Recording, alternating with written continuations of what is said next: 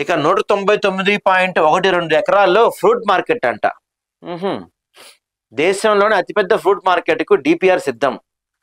దాదాపుగా 1917 కోట్లతో కోహెడలో నిర్మాణ ప్రతిపాదన, ప్రభుత్వ ఆమోదం కోసం వేచి చూపులు. దాదాపు అంటే ఆల్మోస్ట్ 200 ఎకరాల్లో ఫ్రూట్ మార్కెట్ పెట్టబోతున్నారంట. అంత పెద్ద ఫ్రూట్ మార్కెట్ ఎందుకో? ఆల్రెడీ మనకి ఎక్కడో దిల్సుఖ్ నగర్ దగ్గర ఇక్కడ పెద్ద ఫ్రూట్ మార్కెట్ ఉంటుంది కదా.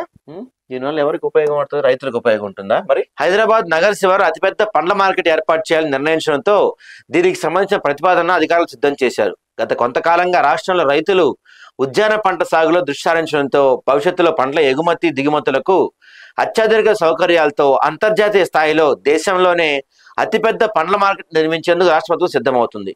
అంతర్జాతీయ స్థాయిలో అంటే ఏం చేస్తారండి? నాకు తెలవకడుగుతాను. ఫ్రూట్స్ మార్కెట్లో అందులో భాగంగానే నగర శివార్లోని కోహెడలో దాదాపు 2000 కోట్లు వేసుకోండి. ఇంక 1901 కోట్లు వేస్తున్నారు కానీ 2000 కోట్లు వేసుకోండి. 2000 కోట్లు 200 ఎకరాల్లో అతిపెద్ద ఫ్రూట్ మార్కెట్ నిర్మించడానికి ప్రతిపాదన సిద్ధం చేశాయి.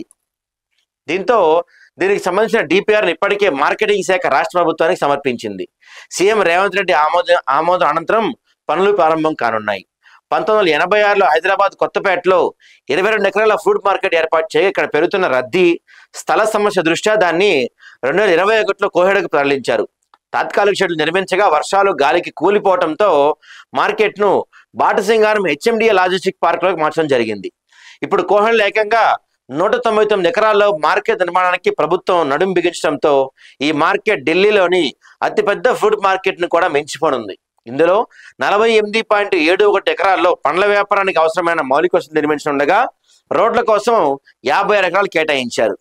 టోల్ గేట్, నాలా, గ్రామ రోడ్ వంటి వాటికి 17.27 ఎకరాలు, పార్కింగ్ స్థలానికి 16.59 ఎకరాలు కేటాయిస్తారు. పూలు, డ్రై ఫ్రూట్స్, పాడి, చేపలు, పౌల్ట్రీ, మాంసం, ఫ్రోజన్, ప్యాక్డ్ బాటిల్స్ ఫుడ్ వంటి ఉత్పత్తులకు 10.98 ఎకరాలు, ఇక కోల్డ్ స్టోరేజ్కు 9 ఎకరాలు కేటాయించున్నారు. వీటితో పాటు పండ్ల రీటైల్ జోన్, సామాగ్రి నిల్వ, పారిశ్రామిక శుద్ధి, వివిధ ట్రీట్మెంట్ ప్లాంట్లు, పరిపాలనా భవనం, ప్రయోగశాలలు ఇవన్నీ కూడా కట్టబోతున్నారంట. మొత్తం మీద అయితే ఒక 2000 కోట్లు బడ్జెట్ పెట్టారండి దీనికి. చూద్దాం, మంచిదే అది, కరెక్ట్గా ఇదైతే కనుక స్కామ్లు ఏం జరగకుండా.